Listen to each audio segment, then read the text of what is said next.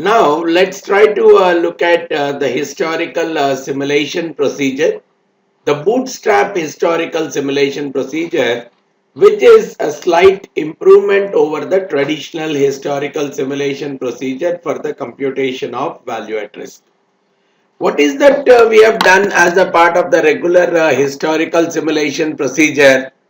If I really wanted, let's say a 95% confidence interval var for this data set, let's say I have the data set from for over a year, right? For which I have actually computed the number of records I have taken for approximately 243.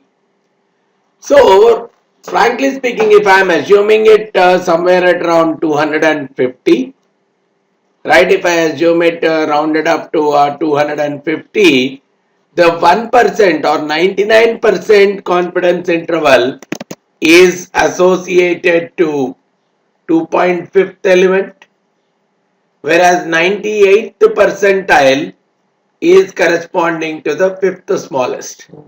So depending on the number of data, only that much can come up. If I really want the 95th percentile in this, I should really look out for, we had a formula there. If I am looking out for the 95th percentile, I am taking it as the 95th percentage times n, right? I have considered 95th percentage or 1 minus alpha 0.05 times n plus 1th kind of element is what I am supposed to take. So, if I really want the 95th percentile, 95th percent confidence interval value at risk, now the item number I really want in this case is, item number which I really want in this case is 1 minus of 95% times 243 plus 1. So 13.15, and here I don't have the possibility of taking an intermediate value. So just if I want to be on the safer side, I'll take it as rounded up, saying the 13th element is what will be my 95th percentile or 95% confidence interval value associated with the value at risk. So 95% confidence value at risk using the traditional procedure, I would have simply got it as the value at risk, which is the var. I can very well compute it here as the smallest out of this, the 13th smallest element is what I am taking, which is working out to minus 321, which means there is a 5% chance that the losses are more than 321. Similarly, if I want to find out the 99% var, I require the item number wise. If I am really finding out which element I have to pull out, I really require 1 minus of 99%, this multiplied by 243 plus 1, around 3.43th element. So just to if at all I have to find out something, I am rounding it up, bringing the third element, and corresponding to it I am finding out the value at risk, which is giving me the third smallest value in this whole set. So the 99% value at risk is coming out to minus 431. So this is a very approximation, because in reality this will work only at integer numbers. When I am multiplying, 1 minus confidence interval with n, only for those confidence intervals I can find out the var appropriately, which means if I am having 100 records, 100 sample, okay, if I want the 95th percentile or 95% confidence var, Then I'll take it as 1 minus 0.95, which is 0.05 times 100 plus 1. So the sixth element will give me my 95 percentage confidence var. Similarly, the 96th I can find out. So I can very much find out only at some specific intervals of time. Now, what the bootstrap mechanism tries doing is, probably instead of taking the whole simulation like this, instead of taking the whole data like this, we draw samples from this data, right? So what I'll do is, we'll draw a sample. So I'll draw a random sample from the data. So how am I drawing the random sample here? Let's say I'm drawing the samples of 100. Right? Let's say I'm drawing the samples of 100 on a random basis. So which means I'm using within this index, I'm using an index formula within this entire area.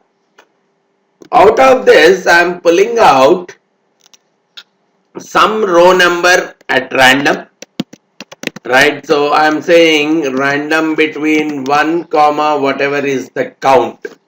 So randomly I'm pulling out some row number and the first column. So randomly I'm getting one of the values from that sample. So let me carry like that around 100 elements. Right, let me pull a sample size of around 100. So let's say this is a sample size of 100 that I have pulled out from that particular sample. So out of this, so I can pull any, I can pull even 200, I can pull 250, 240, whatever it is. Let's say I have done some kind of a random sampling from that particular data set. So here I am drawing a sample from the original data set. So I have listed it out, and this is in such a way that the way I have drawn is, it is with replacement kind of a model. Whatever I have drawn is with replacement. Now once I have this 100, I know that my 95% var is nothing but the smallest sixth element. Right, because we have 5, the sixth smallest element in this list is going to be my 95% var. So in this case, this is this much, and 99% var is nothing but the second smallest element. Okay, from this I am getting my second smallest element. So this is my 99% var. Now what is that we are saying? We will repeat this experiment hundreds of times. Right? Okay, with one sample that I have taken from that data set, my 95% and 99% var end up to be this much numbers. Okay, my 95 and 99% var, they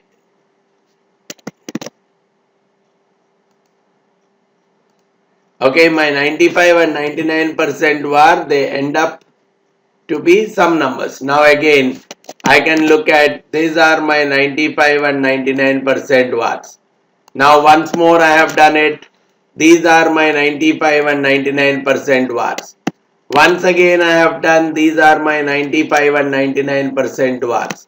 One again iteration, these are 95 and 99%. Now what I could see is, with the different kinds of iterations I am performing, the 95 and 99% vars are coming out to be much different. Now what this mechanism says is, the best estimate for the var is nothing but the simple average of all these different possible 95% vars that have come, which is coming out to minus 314.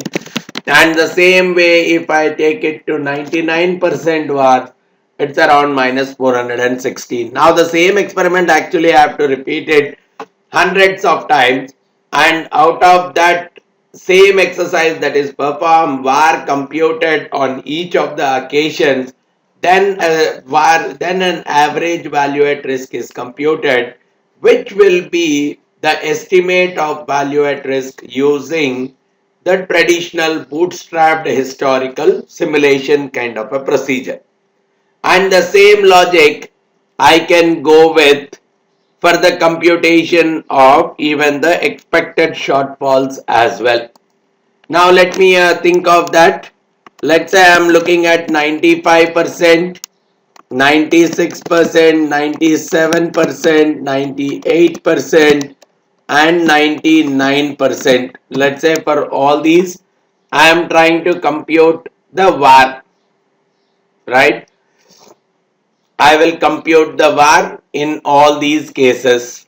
So how do I find out? I require the smallest sixth element here. So out of this, okay, this is the sixth element. Out of this, I want the fifth element, which will give me my 96 percentile var. Then I also want my fourth element, which will give me the 97% confidence interval var. Then I can find out for the third element, the 98% confidence interval var. I'll find out for the second, the 99% confidence interval var. Now, these are the various sets that I am generating. Now, let's say, okay, this is one set. Now, the second set, if I am repeating the process, I am generating the second set. Again, I am copying, I am getting the third set. Again, repeating the simulation, getting the fourth. Then repeating it again, the fifth. Then repeating it again, the sixth, the seventh, the eighth, right? Then we have the ninth, and let's say the 10th. I can repeat this procedure n number of times. Okay, I'm repeating this procedure so many times, and based on this I'm computing my expected shortfalls using this here. Okay, if I'm going with the expected shortfall, I'm trying to look at it like an average over this. So my in different scenarios, the expected shortfalls are working out to be something around these.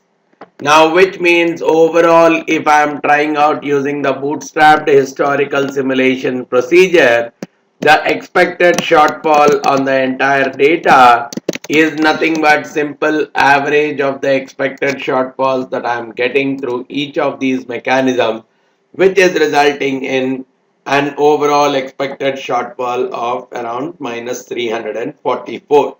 So from each sample that I have got, I am calculating its own expected shortfall by slicing the tail.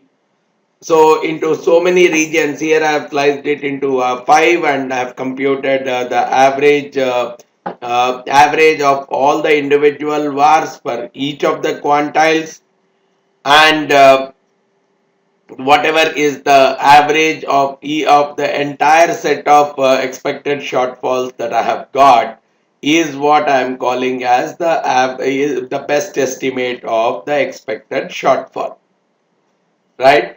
But what is typically the key thing is, whichever is whether it is the expected shortfall or the traditional value at risk, if at all I am doing it using the bootstrapping technique, it is said that they produce more and more precise and accurate kind of estimates compared to the traditional historical simulation method. So that's one of the prime reasons we rely on the bootstrapping as a better mechanism compared to the usage of the traditional historical simulation approach, right? Now, let's try to understand this non-parametric density estimation mechanism for computing the value at risk. This is also another non-parametric mechanism. One of the major things that is going into this mechanism is the major limitation of the historical simulation mechanism.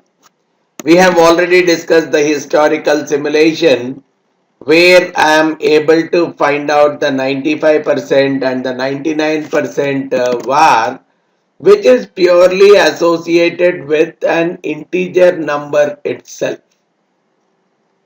Right? I mean, to be more and more precise, if I have 100 observations which I have taken, for those 100 observations, the 95th percentage var, 95% confidence interval var is nothing but the sixth smallest element, because we are getting it as 1 minus alpha times n plus 1.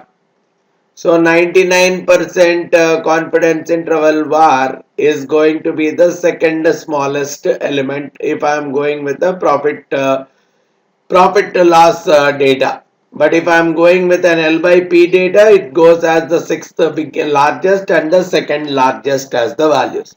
See, but it is very difficult for me to compute the 99.5 confidence interval or 99.1st confidence interval, because it's very difficult for me to get the values. There are no values in that particular range.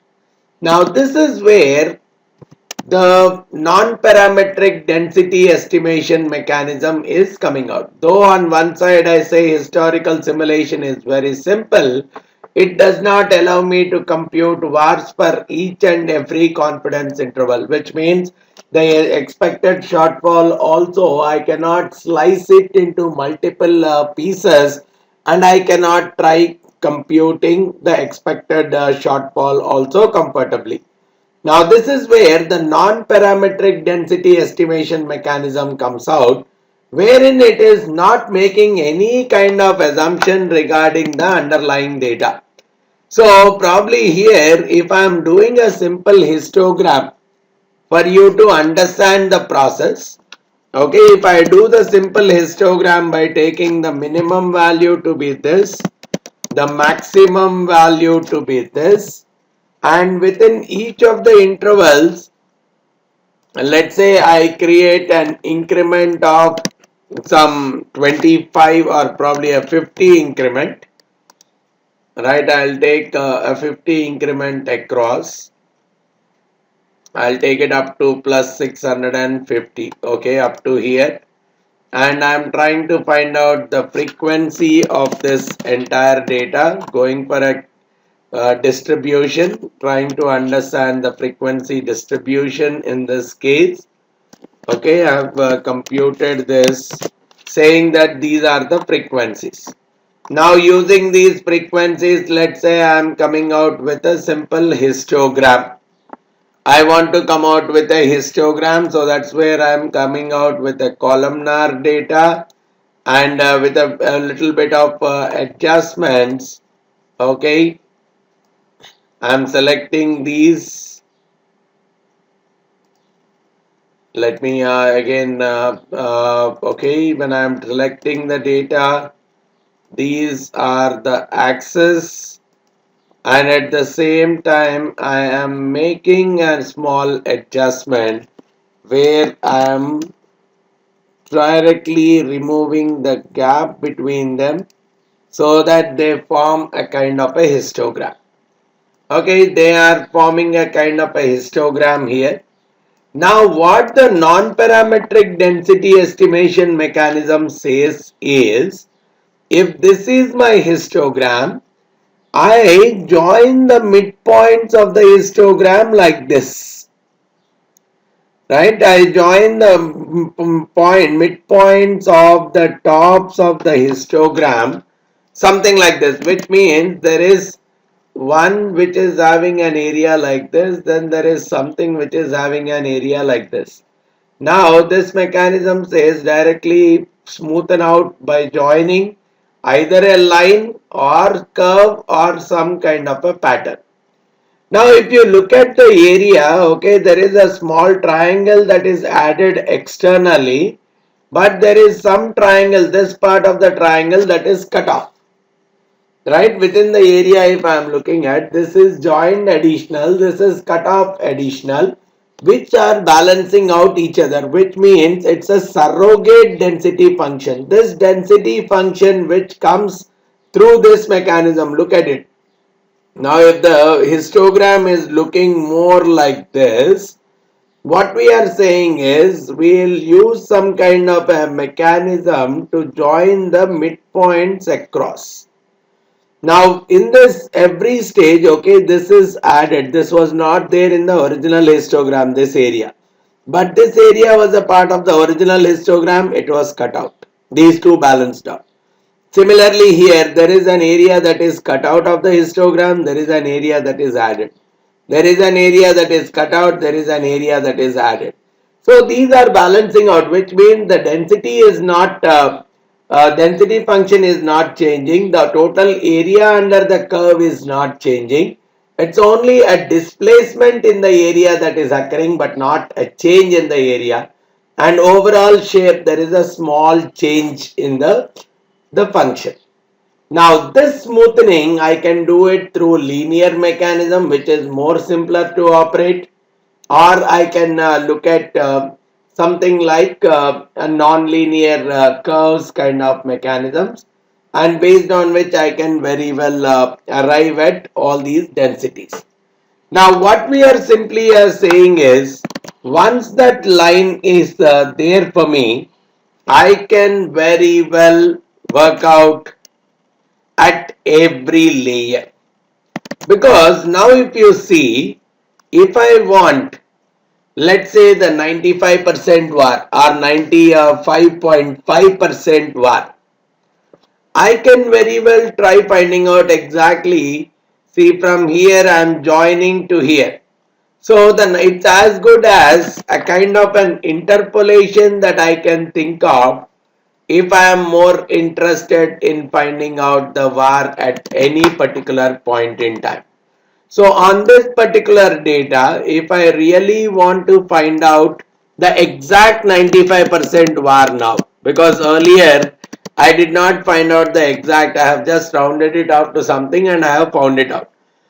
Now which means the actual item number that I require in this case is nothing but 1 minus of alpha, which is 95% times n 243 plus 1. I require 13.15th element. So what I'll take the 13th element as well as the 14th element. So the 13th element for me is in this the 13th smallest value, and the 14th element for me is the 14th smallest value in this list. Now what this mechanism is saying, this is the 13th, this is the 14th. Now there is a kind of a linear relationship between the two. So if I really want 13.15 element, I am taking the 13th element plus whatever is the distance between these two, the 13th and the 14th, whatever is the distance between these two, I am multiplying it by whatever is the difference, 0.15 divided by, right, I mean it is as good as saying I have multiplied it by 13.15 minus 13 divided by the gap between the upper and the lower, 14 minus 13, which says as per this mechanism the 95% value at risk is around minus 319.33. It is much more precise. Similarly, if I want to go with 99% value at risk here, the same. The item number exactly for me now is 1 minus of 99%. This I am multiplying it with 243 plus 1. So 3.43 element. So which I require it, if I really have to look at which elements do I require, I will go with the round down value. Here it comes out as, I'll take it as a round down of this particular number. So I require the third element, and I also require a round up of this, wherein I require the fourth element.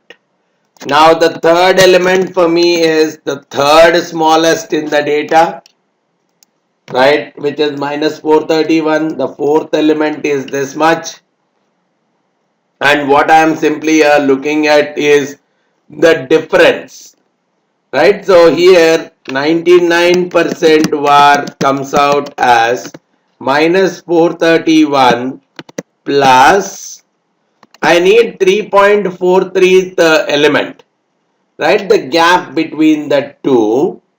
This is the gap between the two. This I am multiplying it with the gap between these two, which is resulting in minus 428.926, under the assumption that we are joining them in a straight line mechanism. It is working out that the 99% value at risk in this case is minus 428.926. So this is the way out using the non-parametric density estimation mechanism. Literally, I can find out across all the layers, which means even my computation of the expected shortfalls and others become quite comfortable. Look at this. Now let's say I want for 95.5%. Similarly, I'll go up to 99.5%. Right, these are the confidence intervals. Now I really want to compute the item numbers in each of these cases. So I will take it as 1 minus of 95% multiplied by 243 plus 1. So here I require 13.15 element, 11 point, all these things. So from here I'll find out the lower boundary of the element, wherein I'll take the round down, right? I want the lower boundary, so I need the 13th element, and upper boundary I require, so for which I require the next round up element out of this. Okay, I require the 14th. So which, from where I can very well find out in my data, I should be able to find out that smallest element. In this, I will be able to find out the 13th smallest element, which gives me minus 321. The same logic extra. So now the same thing here, I'll use the small out of this data. I want to find out the 14th smallest, and then so on. Now from here I should be able to find out the value at risk associated with each of these. Now when I am going with the value at risk, I'll take it as lower boundary plus the difference between the upper boundary and the lower boundary multiplied by the item number minus the minimum side is what I require. So I'll take it as round down of this particular number itself. Now this works out to me round down of this particular number comma 0. This will give me that the value at risk is minus 319. I can take it across, and these are the values that are coming out. The upper boundary, the lower boundary, these are the values of value at risk, which means the expected, the average of all these things is what is becoming the expected shortfall. And in this case, even in the historical simulation mechanism, I am able to find out the expected shortfall.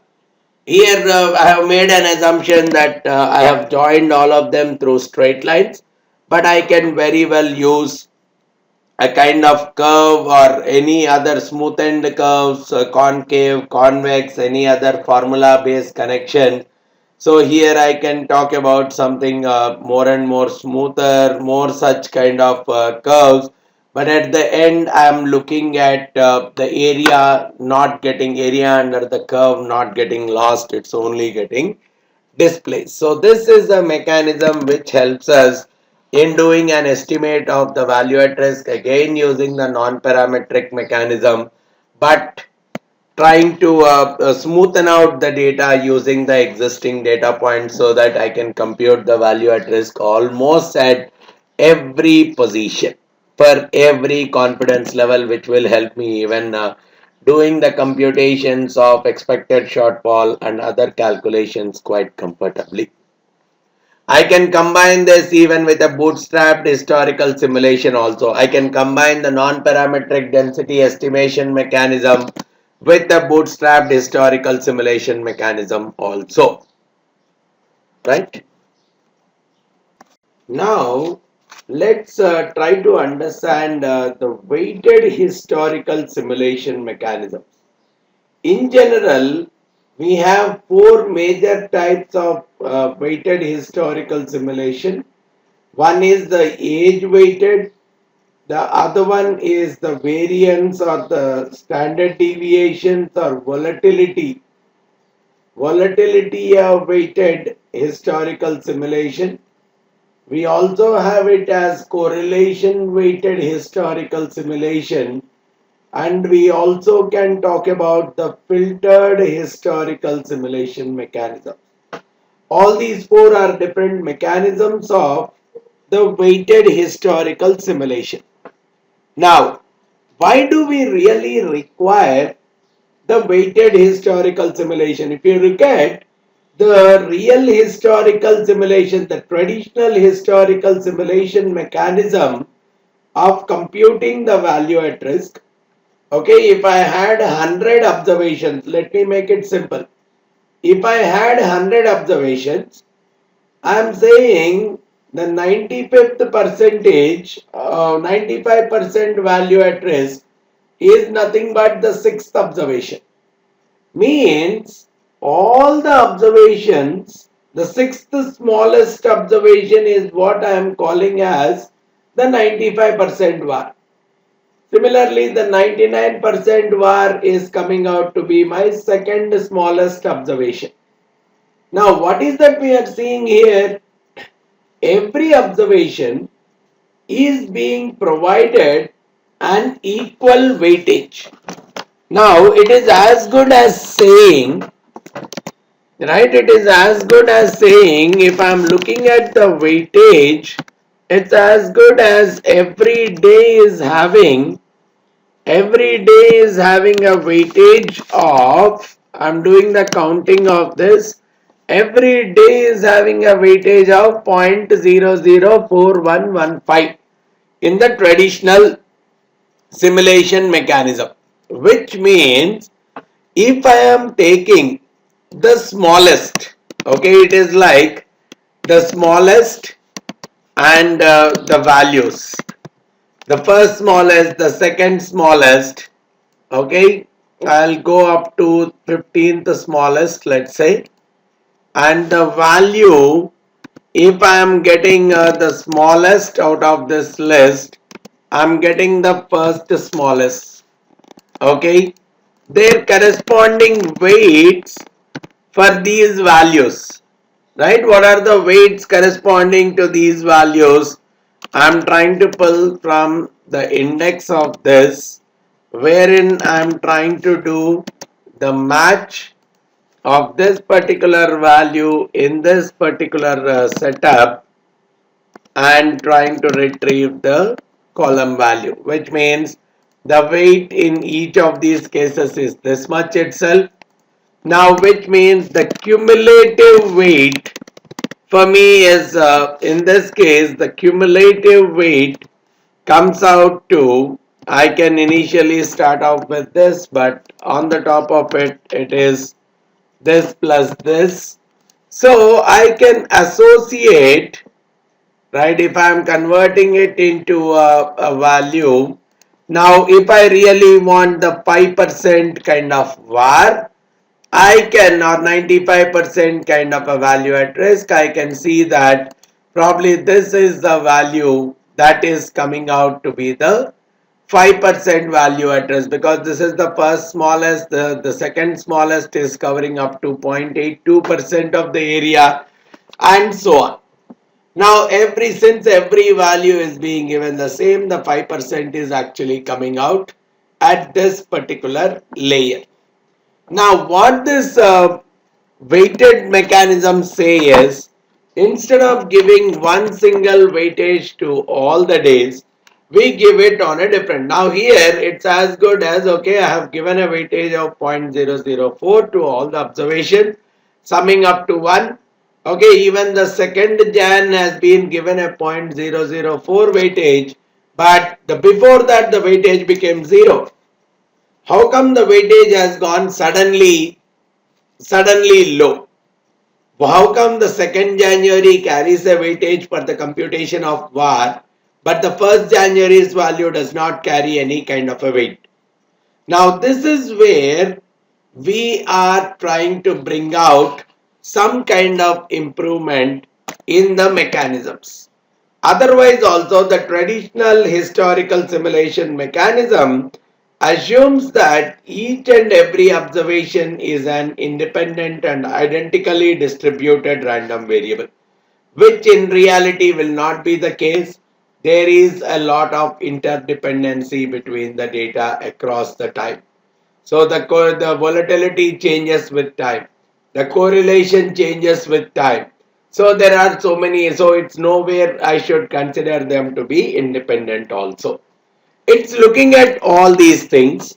There are those 4 different kinds of weighted simulation mechanisms that are being designed. Out of that, the most prominent one, or one of the most important ones, is age weighted. So instead of going with as an equal weighted to all the days, we are going as age weighted. So I am giving more weightage to the recent observations and probably very less weightage to the age old observations. Now if I am saying, okay, the yesterday's observation, I am giving a weightage of W1, then which is 1 day old. The 2 days old, which I am calling it as some lambda times W1. The 3 days old data, I am calling it as lambda square times W1. Now what does this mean here? The n day old is actually becoming lambda per n minus 1 times W1. So these are the weightages that I am giving to all the days. So what does that mean now for my estimation? The sum of the weights for all the days should be equal to 1. W1 plus lambda W1 plus lambda squared W1 plus so on lambda per n minus 1 W1. This entire thing should be equal to 1. Now I can use the geometric progression. How many are there? From 0 to n minus 1, there are n terms. Right? So 1 minus of r to the power n, lambda to the power n, divided by 1 minus r, lambda is equal to 1. So W1 is coming out as 1 minus lambda by 1 minus lambda per n, which means W2 will be lambda times 1 minus lambda by 1 minus lambda per n. So Wn will be lambda, or Wi will be lambda per I minus 1 times 1 minus lambda by 1 minus lambda per n. Right, so these are the weights. Now lambda is the kind of a decay factor here. Now if the lambda is always, a lambda always lies between 0 and 1. And if it is very close to 1, I say the decay is very slow. If it is very close to 0, I say that if the value is very close to 0, I say that the decay is happening very quickly. Right? So Here, if I really look at taking some lambda, let's say for time being, I will assume that the lambda, right, I'll say the lambda is 0.94.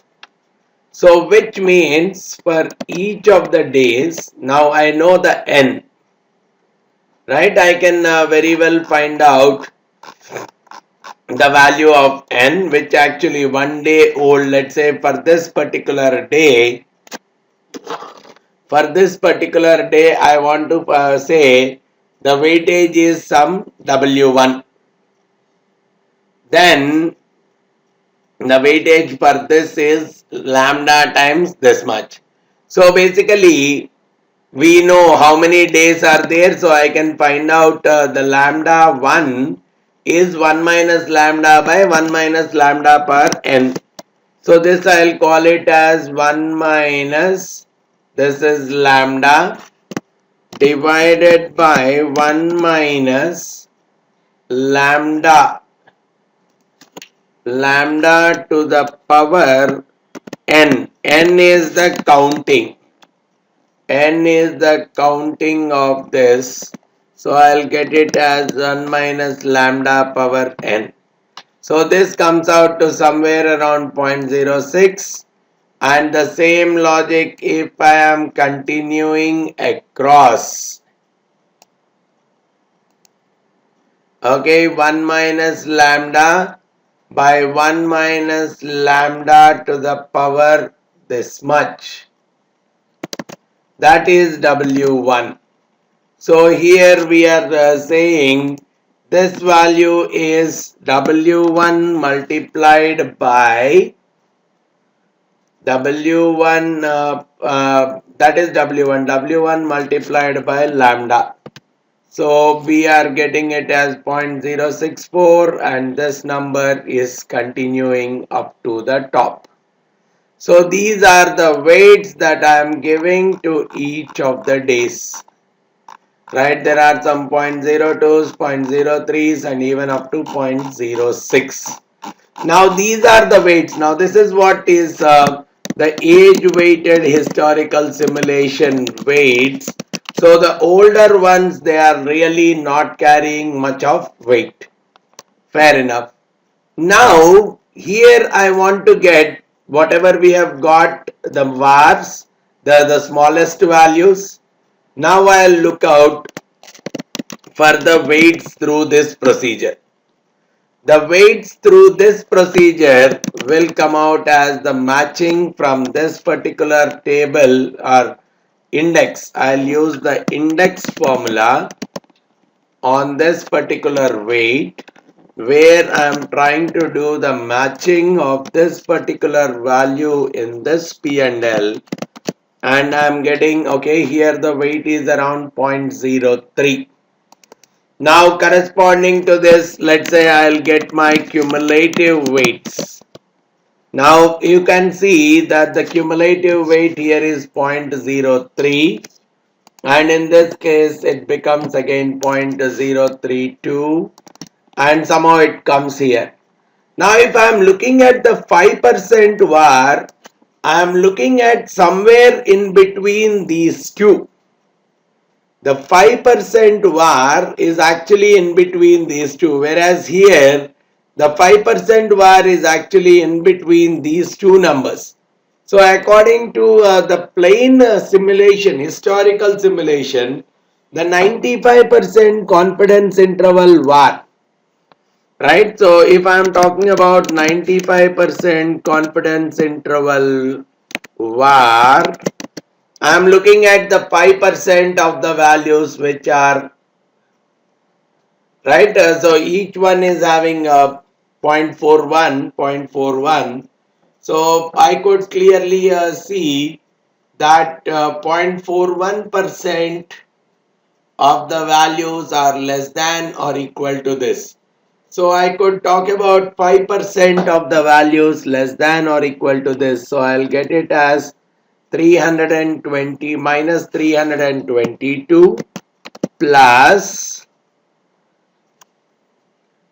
right? Here I am getting it as minus 322, even if I am applying uh, applying a non-parametric density estimation mechanism. I am trying to find out this minus 322, 4.94% of the values are lesser than that. So minus 322 plus minus 321 minus 322 times the difference between 5.35 minus sorry 5 whatever I want 5%, right? I want it as 5% minus 4.94% divided by 5.35% minus 4.94%. So this works out to minus 322.32. That comes out as a 95% VAR in this case. Whereas when I am going with the age weighted simulation mechanism, here this is the 3.8 and here it is 6.1. So corresponding to this, I can take it as corresponding to 3.8, it is minus 339 plus minus 338 minus 339 times 5% minus 3.8% divided by 6.1% minus 3.8%, resulting in a 95% confidence interval value at risk of minus 339, which is a loss of 339.29. I'm 5%, there is a 5% chance that the losses can be more than 339.29 when I'm going with age weighted. So here if my lambda is changing, now let's say if my lambda becomes 0.95, I could clearly see the differences coming out slightly different. Now here I would consider somewhere between these two. So I can very well say minus this one again. Here I am also considering 0.95. Let's say 0.98 if I am considering, then probably the number is coming between these two. The 95% VAR will come out as minus 339, right? That's how we get a change. Minus 339 plus the difference between minus 338 and minus 339 multiplied by 5% minus 4.4% divided by 5.9% minus 4.4%, resulting in a 5%, 95% confidence interval VAR to come out to around minus 339.47. So depending on the lambda, which is talking about a decay factor, each period is getting a different weightage. We are doing the cumulative of the weightages. So here if I really want for a 1%, I can very well work it out accordingly. A 1% var, 5% vars, any kind of percentages of vars can very well be worked out accordingly. The major intention of this entire exercise is to reduce the impact of very age old data having an impact on the computation of my value at risk, right? So the regular simulation is almost a special case of the age weighted simulation where I'm taking lambda equal to 1. Now probably if I'm substituting lambda equal to 1, right, if I'm substituting the lambda equal to 1, then each of the weightages, okay, it's a very limiting value, 1 minus lambda by 1 minus lambda per n. it is very much coming to 0 by 0 kind of a form, but if I am substituting like 0.999, it is coming out very closer to having the equal weightage to all the days, probably another a little bit more as it approaches 1. I see that the weights that are given to all the days are more or less equal to that the weights that we are getting through the regular historical simulation mechanism itself. So that's the way for us to understand the age weighted simulation, how we can compute the value at risk using the traditional age weighted simulation mechanism. All right. Now let's try to understand the volatility weighted historical simulation method. So we are weighing the individual observations based on the volatility. In the age-based mechanism, we have found out the weight for all the individuals based on the date. The last one receiving a different weightage and the near closer one, earlier one receiving a much higher weightage. Whereas in the volatility weighted, we are primarily going with providing the weightings based on the volatility. And for that, on the data, we apply some kind of the volatility estimation model. Let's say I'm using an EWMA or GARSH kind of models to do the volatility estimation. So for doing that, let's say I'm doing it on the geometric returns. I want to do it on the geometric returns. So I will find out the average geometric return, which is very close to 0, 0.11%, very much close to 0. So I am also finding out the standard deviation of the same. So we know that the volatility estimation models, EWMA or GARSH, they try to make an assumption that the returns, the average returns are very much close to 0. So based on that, they try to simplify the process, saying sigma n squared is nothing but some alpha times mu n minus 1 squared or returns r n minus 1 squared plus 1 minus alpha times sigma n minus 1 squared. So this is what they bring out, right? The theory of it you are all quite comfortable with. So in some cases, what I can very well look at is if the return is not fully, here it is almost not, average is almost close to 0. But if it is not, probably I can do it some kind of an adjusted average, which gives me subtracting each from each of them this average value. So which will result in the adjusted average coming out to be almost close to 0, right? So this is called as the adjusted return, just to make sure that here the standard deviation does not differ, because subtracting a constant does not does not change the standard deviation. So even on the adjusted, the standard deviation will remain the same, but the average became this. Now this is where I'll try to apply this particular model. Now what is this model talking about?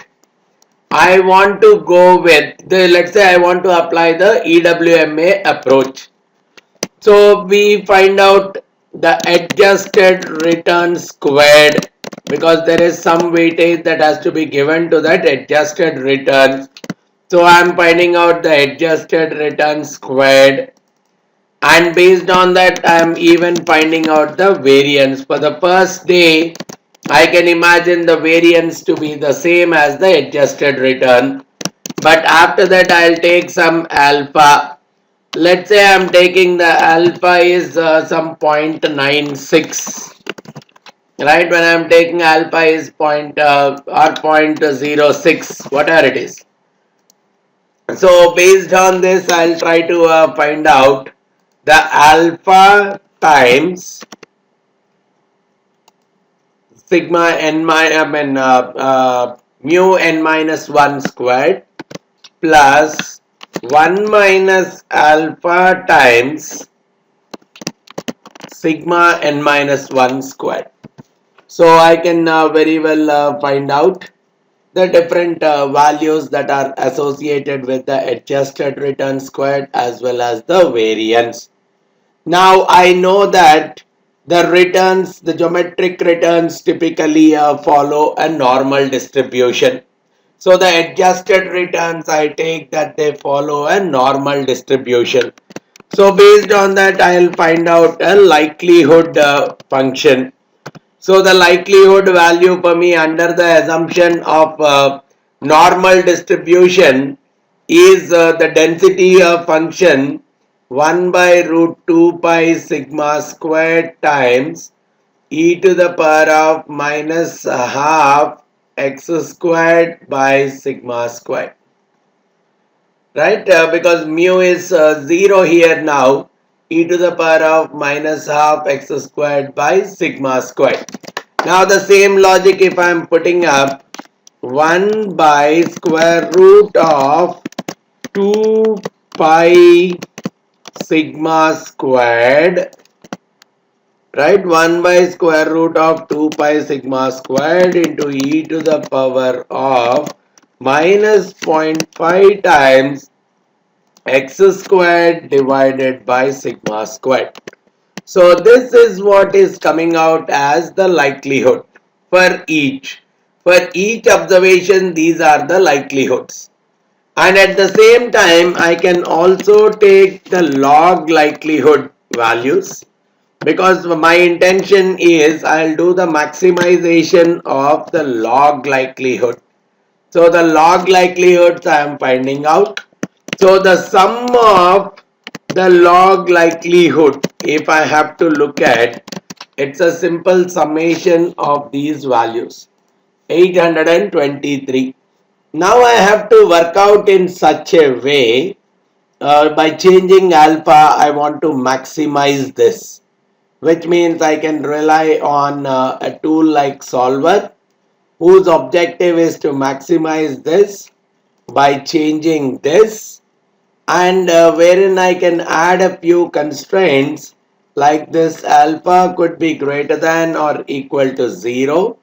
Similarly, the alpha could be less than or equal to 1. Now based on this, if I go for it, I got that the alpha value is 0.039, and this is how the variances got allotted for each of the periods.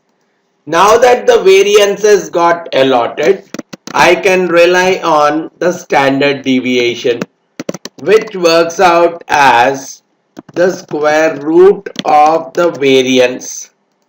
Right, so these are the variances. So from there I am getting the standard deviations. So these are the volatilities for each, again under the assumption of the EWMA model. Now you see right now the volatility is only around 0.81%, whereas age old the volatilities are around 1.31%. So your volatility adjusted returns model, what it does is it uses some model like EWMA or GARSH, and based on that there is a volatility adjustment that happens to the return. There is a volatility adjustment that happens to the return. So the main intention of this is, if you see here in the current period, see if you look at the recent volatility from the data, the recent sigma is somewhere around 0.81. So if the recent sigma is much lesser, right, and if I am using the historical data, right, if see here the recent volatility has actually gone down, but when I am using the historical data, the old data, where the volatility was almost 1.31%, probably our risk is getting completely overstated. Now, if I am using the data of that particular period where the volatility was much higher. Now, if you look at the highest volatility period, highest sigma, if I look at the maximum value in this data, there was a case where it was somewhere close to 1.31%. Okay, the very old ones, they are very close to 1.31%. They have very heavy volatility. So it might very well result in the overstating of the current risks. Now that is what we are doing. We are trying to do the adjustment of the returns. Now this is where the model, what it says is you do the adjusted return. How are we doing the adjusted returns for all the old values? All the old values, you adjust the returns by taking the current forecast of the volatility. Now, what is the volatility for tomorrow? I can use this model to find out the volatility of tomorrow.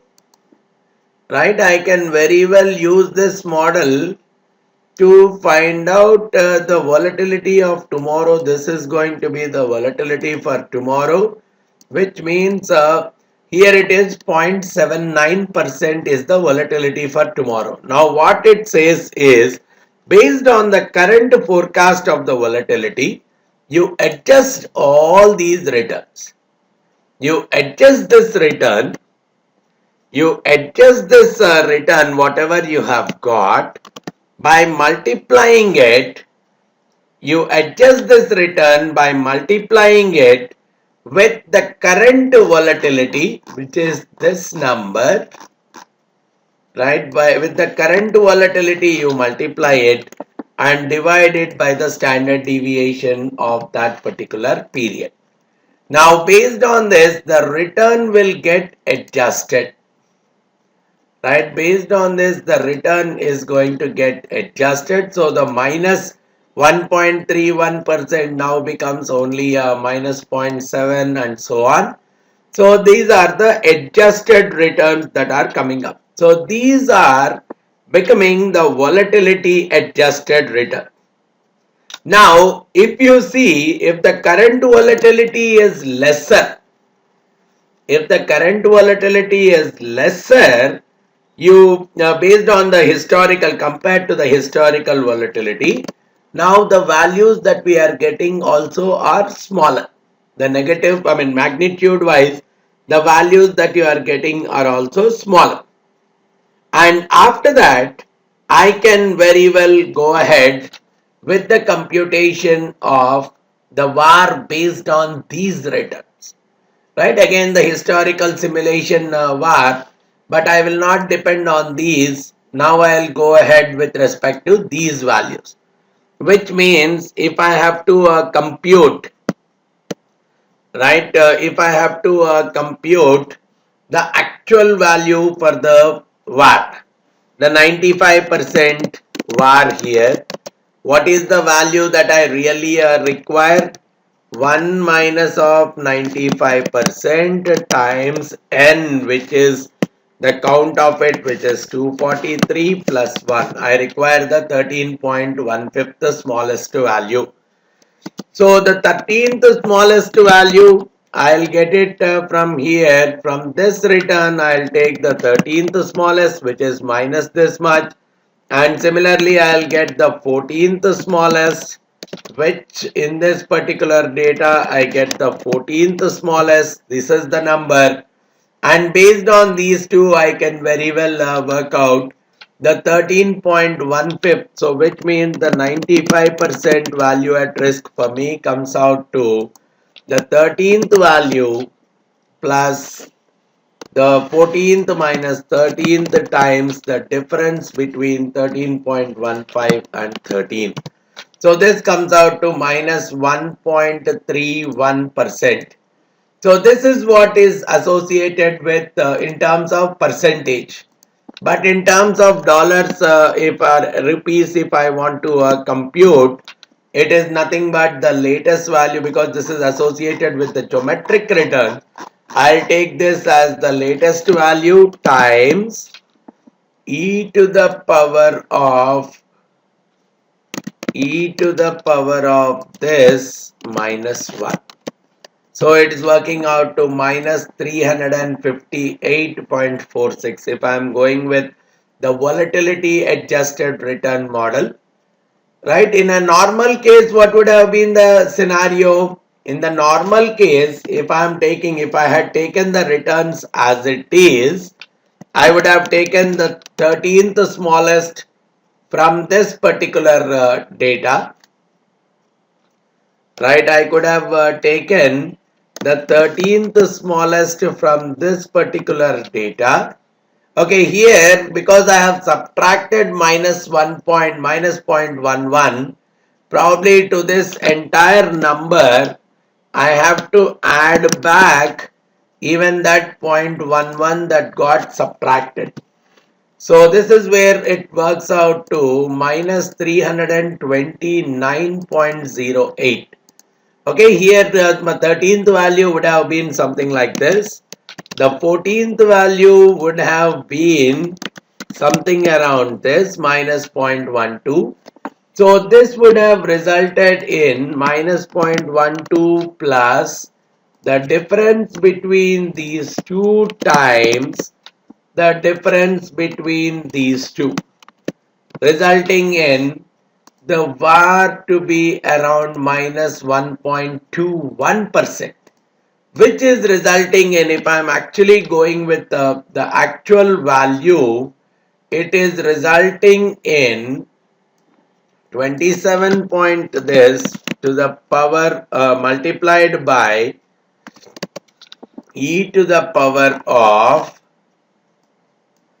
the return, right, e to the power of returns minus 1. So this entire thing is giving me the 95% VAR, resulting in minus 331. When I am going with an volatility adjusted, the VAR is going to be 329, whereas if I did not do a volatility adjustment, it is somewhere around 331. So what is typically happening is the major thing we are doing an adjusted return, and after that the VAR, the expected shortfall, any other coherent risk measures, they are computed in more or less in the same way. Now I am taking these as the returns and proceeding with the process rather than taking the original returns in this case. Right? So that is the benefit that is coming out through the historical simulation mechanism. Now, really, if I am looking at what are the advantages that it is bringing out, it is incorporating the volatility very clearly, depending on even if the volatility has changed over the period, it is doing an adjustment for that particular volatility, which means from that perspective, it is more and more sophisticated, right? And whatever we are talking about, the current estimate, it is more and more a reflection. If the VAR, whatever we have computed, it's a current reflection of the current market. Whatever is the volatility that is present in the current market, the VAR, the expected shortfall, they are getting a reflection of the same. And in some cases, there is a very good possibility that the VAR becomes more and more conservative, especially if the volatilities are much more higher than that of the distant past. So we can really, I mean, in a reality perspective, if I have to understand this concept, it becomes more and more realistic, reflecting the current scenario. That is how we get into the volatility weighted historical simulation. I could have used, instead of EWMA procedure, I could very well use GARSH, and depending on the procedure that I have used, the standard deviations could differ, which means even the adjusted returns could differ, and that is where slight differences could come into the computation of the VAR as well. All right.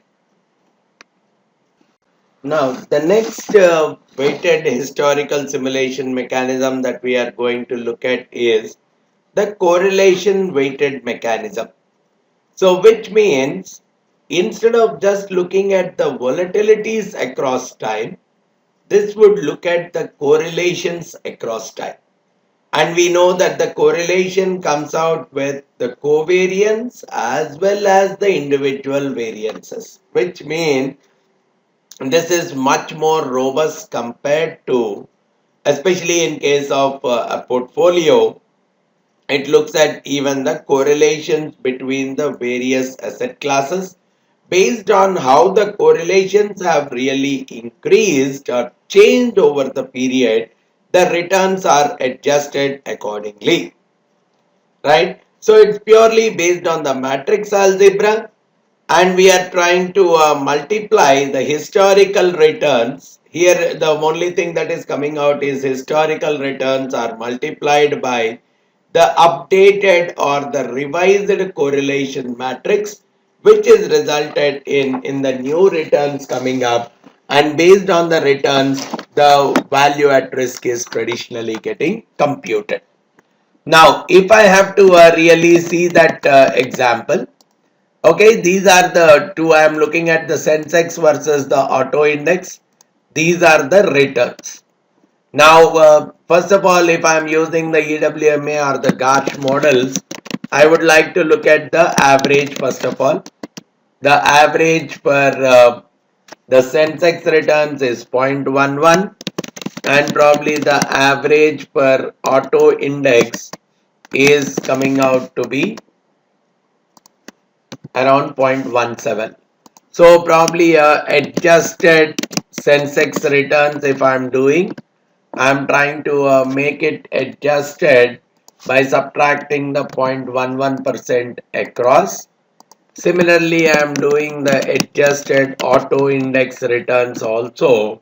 From each one of them, I am subtracting the 0.17. So from each of the returns, I am subtracting the 0.17%. Alright, so these are the numbers that are resulting in the averages to be around zeros. Now I require the returns squared. Now adjusted Sensex returns squared, if I want to try to find out, it is nothing but the square of this. This is the adjusted Sensex return squared. Then adjusted auto index returns squared, if I am trying to look at, it is this value squared. And at the same time, I also find the covariance. So which means adjusted Sensex returns multiplied by adjusted auto index returns. If I am taking adjusted Sensex returns multiplied by the adjusted auto index returns. Now this, if I am looking at, there is some positive in some cases, there are some negatives in some other cases. Or probably I could have very comfortably taken the number with at least 3 or 4 or 5 decimals. So these are the numbers that are coming out to be this.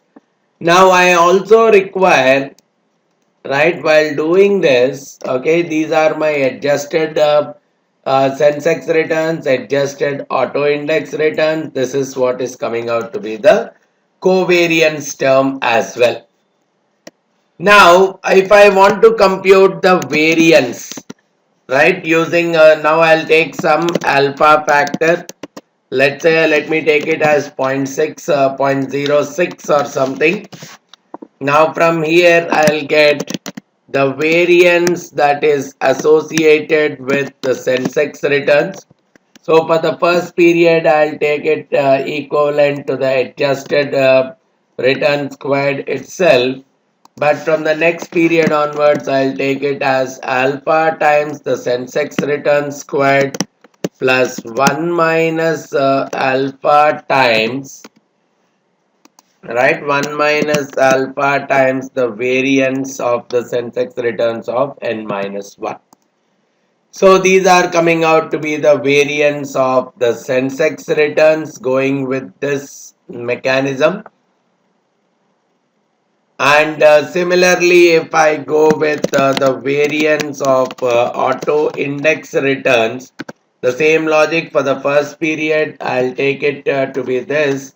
And from the second period onwards, alpha times the auto adjusted auto index returns of the period t minus 1 plus 1 minus alpha times the variance of the auto index returns of the previous period. So these are coming out to be this.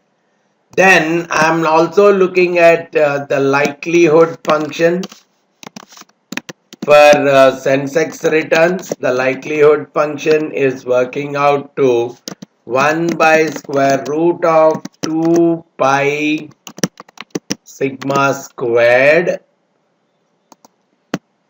multiplied by e to the power of minus half x squared by sigma squared. X squared is coming out to be this divided by the sigma squared.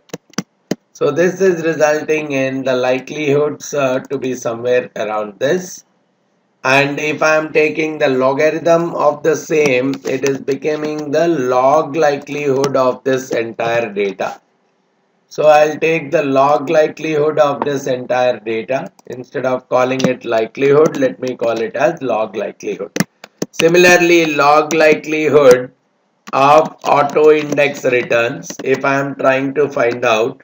Okay, first of all, I'll take the likelihood 1 by square root of 2 pi sigma squared of the auto index returns multiplied by e to the power of minus 0.5 times x squared by sigma squared.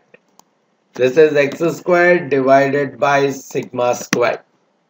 So this is resulting in a likelihood of this much, and I take the logarithm, becomes the log likelihood is going to be somewhere around this. Now I'll do the summation of the log likelihoods, wherein I am summing all this stuff, and I really want to find out that particular alpha which is going to maximize this log likelihood. So I want to maximize this by changing this alpha, wherein I'm looking at the cell reference this alpha to be less than or equal to 1, this alpha to be greater than or equal to 0. And based on this, when I'm trying to solve it, I got that the alpha association is somewhere around 0.027. So these are the numbers that got assigned or aligned. Now what I typically look at from here is the correlation, how the correlation has been changing, which is coming out as covariance, and I also require the standard deviations now. The standard deviation of the Sensex returns is something that I would like to compute, and at the same time I want the standard deviation of the auto index returns as well. Now what I'm looking at is the standard deviation is nothing but the square root of the variance. So for the Sensex returns, it's going to be this much. And for auto index, these are the variance, standard deviations that are being computed from the variances across the period.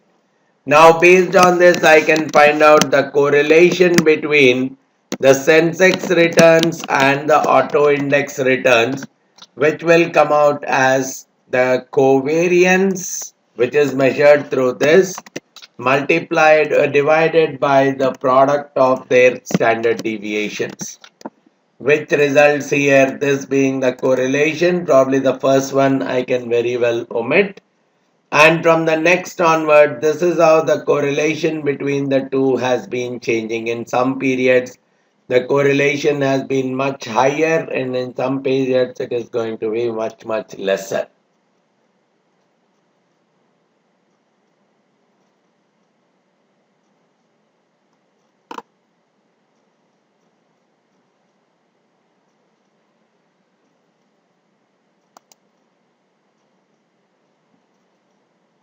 So here the updated covariances also will go. I will not rely on this correlation.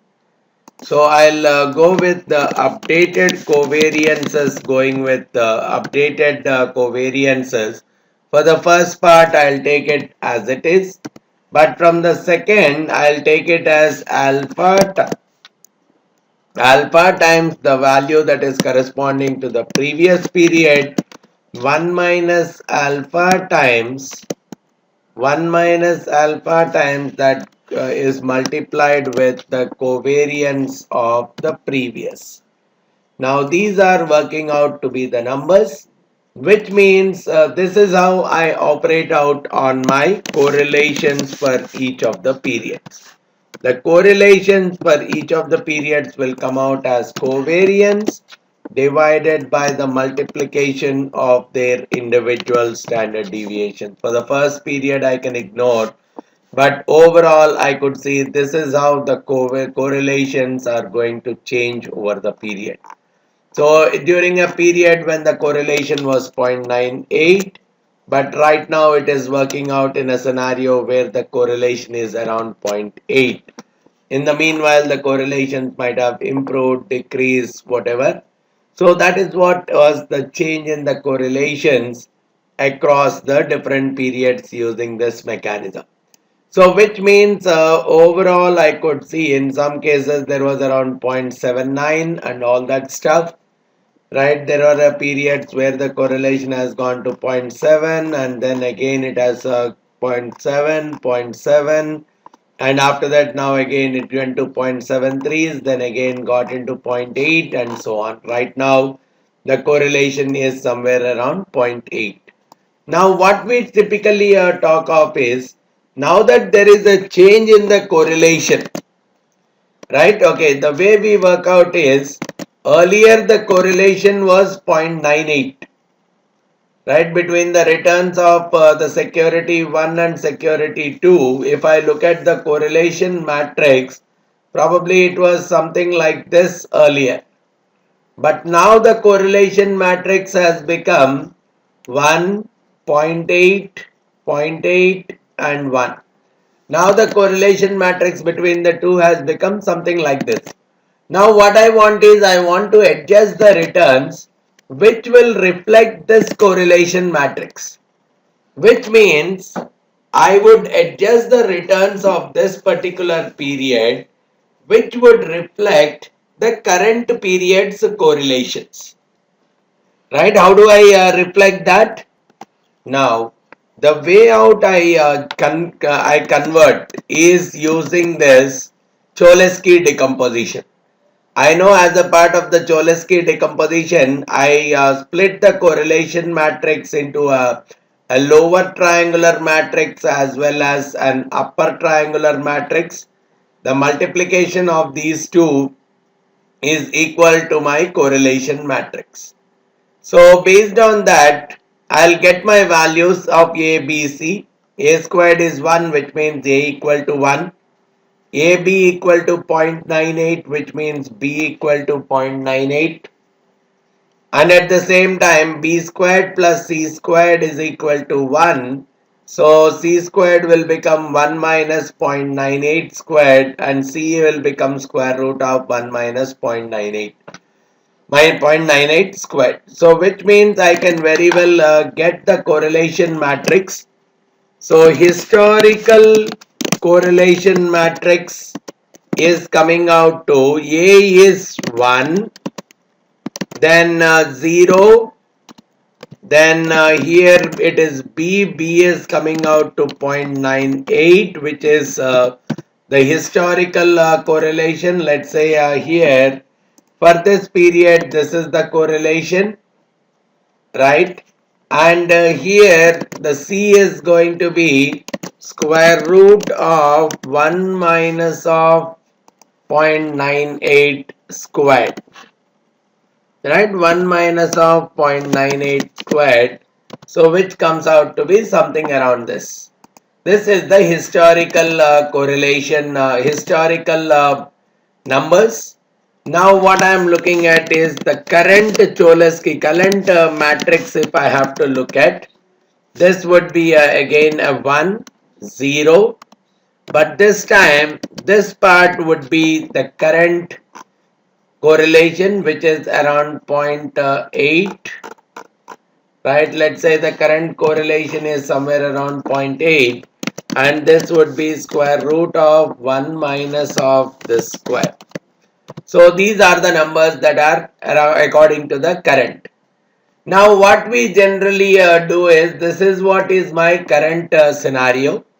So the typical way we adjust the returns is, I take the A bar, A inverse, multiply it with the R. A bar is for the new correlation. A inverse is with respect to the existing matrix. Right? A bar is with respect to the A bar is with respect to the new. A inverse is with respect to the existing, and that I multiply it with R.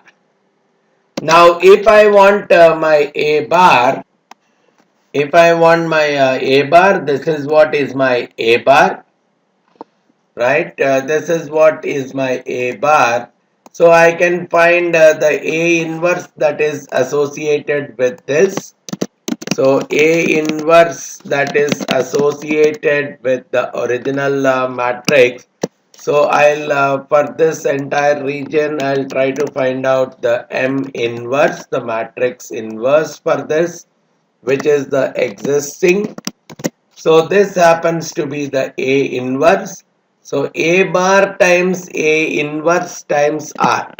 So A bar multiplied by A inverse actually comes out as the matrix multiplication which I execute M mult.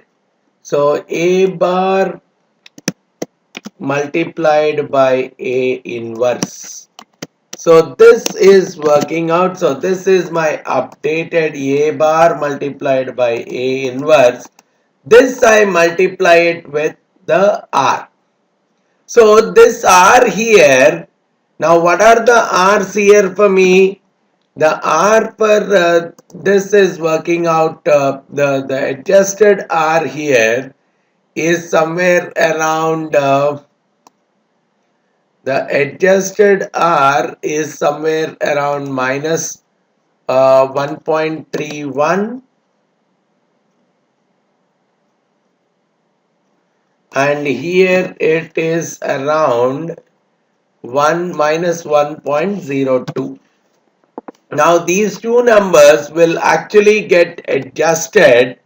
This is the 2 by 2 matrix, this is the 2 by 1 matrix. So the resulting is a 2 by 1 matrix, which goes with the matrix multiplication between this and this, which results in, probably the first one will remain as it is, but the second one will go to minus 0.17 to reflect the changing of to reflect the updated correlation, which means for like this, in each of the ways the correlation is getting updated, and that is what is resulting into the different returns, and from there I can go ahead in terms of computation of my portfolio VAR.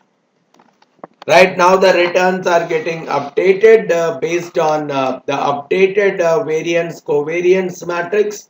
The correlation is getting updated, and based on that the returns are getting updated, and that is what is going ahead in terms of computing the updated returns and then updated value at risk. That's a typical way of doing the correlation weighted historical simulation mechanism for computing the value at risk or expected shortfall or anything associated with the portfolio.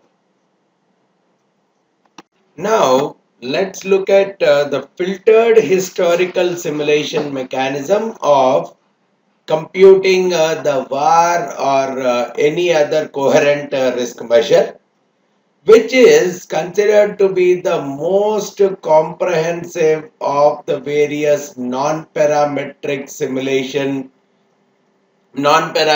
estimation mechanisms, and it is even more complicated also compared to the other ones. Now what it actually does is, it is actually combining the historical simulation method with the conditional volatility methods like EWMA or GARSH.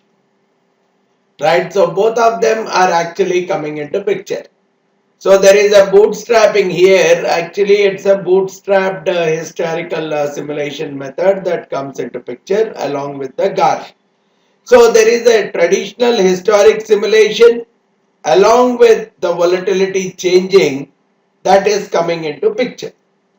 Now, what we do for that is, let's say I want to start off with where I have really worked out on the volatility estimates. Now let's say these are the volatility estimates that I had at different points in time. Right? These are the volatility estimates that we had at different points in time. Now what this mechanism says is, we first compute the standardized returns. From the volatilities, we do a standardized return by doing it like returns divided by their corresponding standard deviations. By using the returns divided by the standard deviations, we'll go with the standardized return. I'll use the return I divided by the corresponding standard deviation. Right, or probably I can go with the adjusted return towards the end. We can add it back. Adjusted return I divided by the corresponding standard deviation. So let's say these are the adjusted returns and divided by their corresponding standard deviations. Now this is what we call as the standard return. So first step is I am forecasting the volatility for each of the periods, and probably using a GARSH or EWMA or any other kind of volatility forecasting mechanisms. These are the numbers that have come. I have explained the process of this as a part of the volatility weighted historical simulation. And based on that, these are the standardized returns that I have got.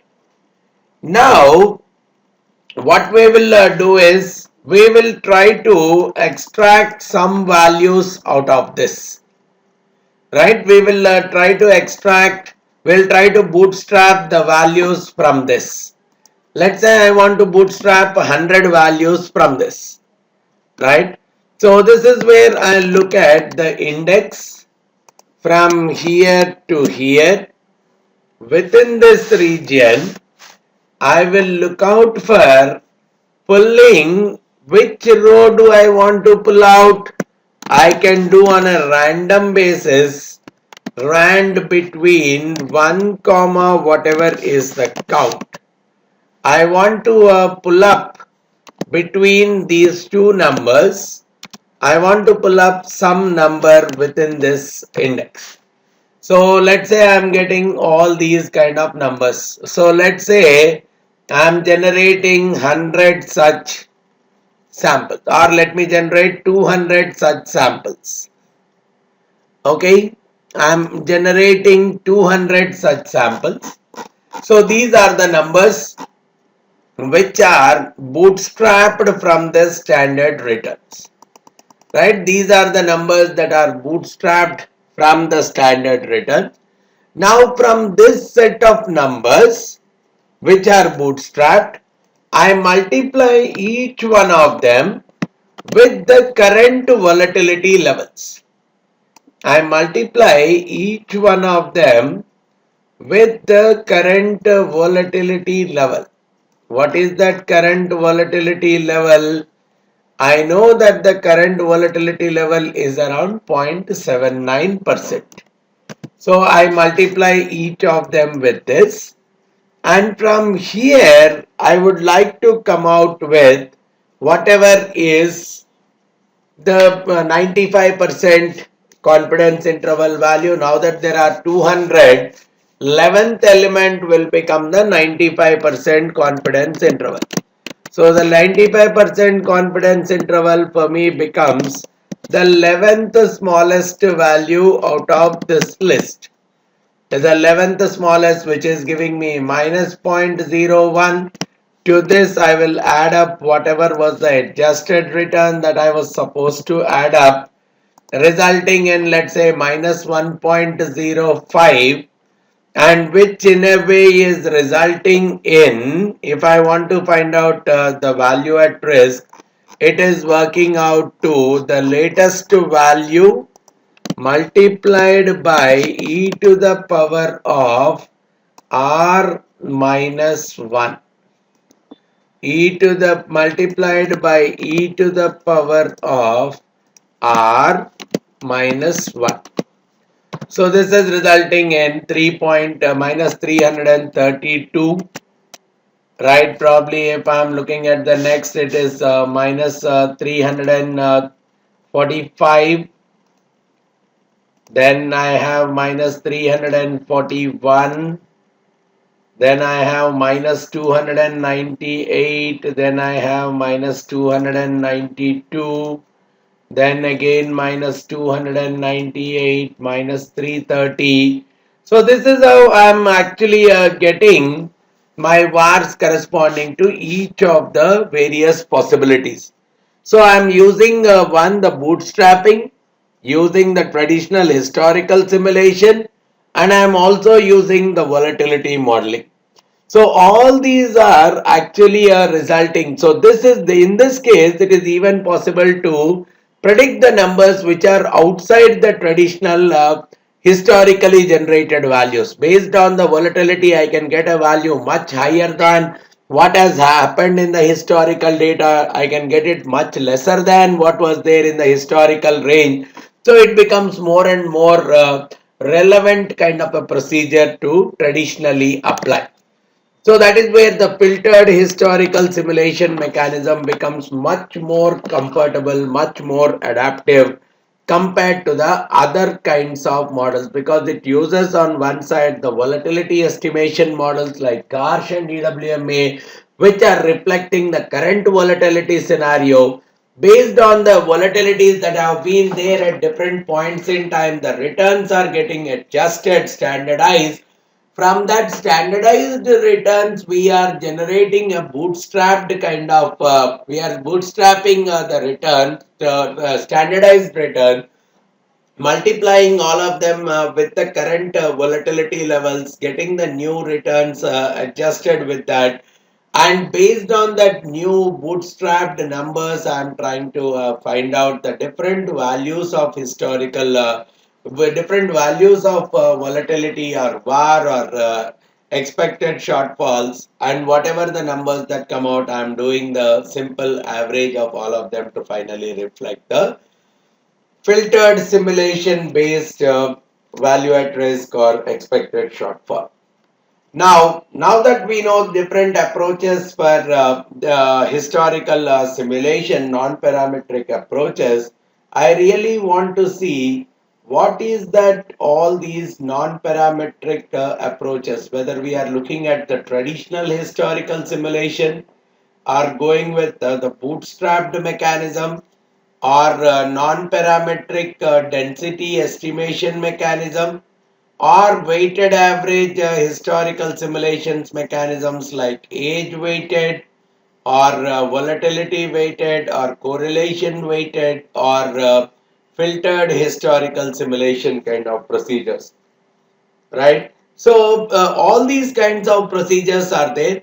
So some of them have very clear cut advantages, but at the same time we see there are a few interesting problems that are associated with each one of them. So it's very much essential for me to understand both the positive side as well as the negative side before I go ahead in terms of using them. See, probably if you look at majority of these approaches, I am able to use a spreadsheet. Very simple to apply. I don't require too much of mathematics and all. So computationally they are very simple. I can very well work them out on a spreadsheet. And I'm really not bothered about the distributions of the data. I really don't need to see whether the data is normal or not, whether there are fat tails or not. I'm really not bothered about the distribution of the data here. And especially in case of portfolios, I'm not even bothered about the variance covariance matrix. How many multi-dimensional problem? What is the dimension of the problem? Right? How many assets are linked? All those things I'm really not bothered about. And no lookout for any kind of adjustments and any kind of complex analysis. Probably I can simplify it through these kind of mechanism. But I should appreciate on the other side, it purely depends on the historical data. Something that has not occurred historically, it's very rare that it can come as a part of my forecasted model. And if at all the data is more and more volatile, very heavily volatile, probably all my estimates also, all the estimates that I'm having, they are going to be much higher, whether I do a VAR or expected shortfall or whatever. And if the volatility is much lesser, it may result in the estimates being much on the safer side also. So that is one major limitation that come out. And if at all there are some large impacting events, heavy events that have occurred without adequate understanding of the extreme values and the distributions, it's very difficult to compute the value at risk associated with them. And so when we are talking about losses greater than some X, it's very difficult to incorporate them. And probably for where the historical data is not available, where new products are there, new markets are there, probably the non-parametric approaches which are based on the historical data, they may really they may not be really of any kind of a help. So we have to understand the advantages and disadvantages associated with each of these models, so that we can really make sure that we can use them either as a primary model or something to support another existing parametric kind of models as well. All right.